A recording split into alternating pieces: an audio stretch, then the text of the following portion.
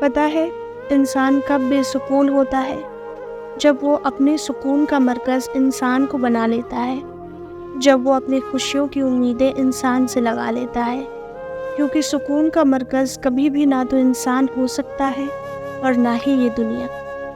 اگر اللہ کی نافرمانیاں کر کے یا نماز پڑھے بغیر بھی آپ کی زندگی صحیح چل رہی ہے تو آپ کو زیادہ ڈرنے کی ضرورت ہے، کیونکہ اللہ تعالیٰ نے آپ کو آخرت کے بدلے یہ دنیا کا عارضی آرام عطا کر دیا ہے۔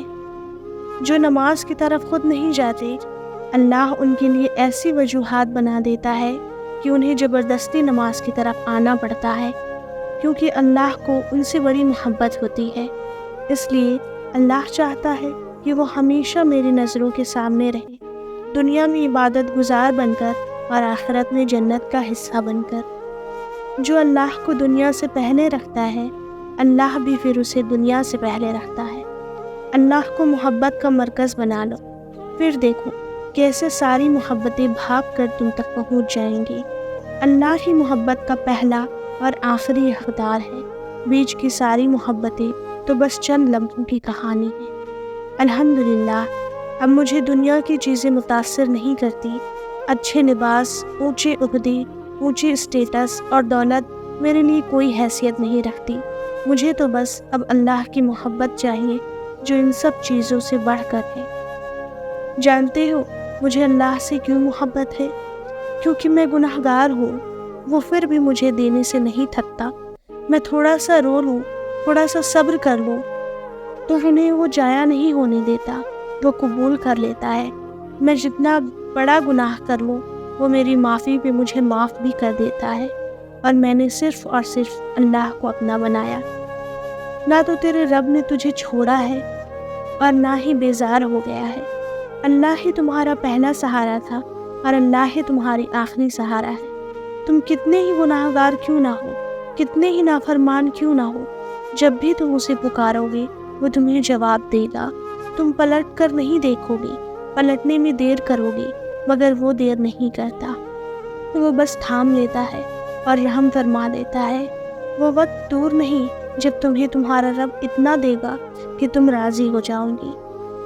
انسان کی زندگی کا سب سے نازک مرحلہ اس کی جوانی ہوتی ہے، اور جو شخص اپنی جوانی اللہ کی رضا حاصل کرنے میں گزار دے تو وہ کامیاب ہو جاتا ہے، کیونکہ اس عمر میں انسان کے پاس طاقت بھی زیادہ ہوتی اور وہ اپنی صلاحیتوں کو بہتر طریقے سے استعمال کر سکتا ہے۔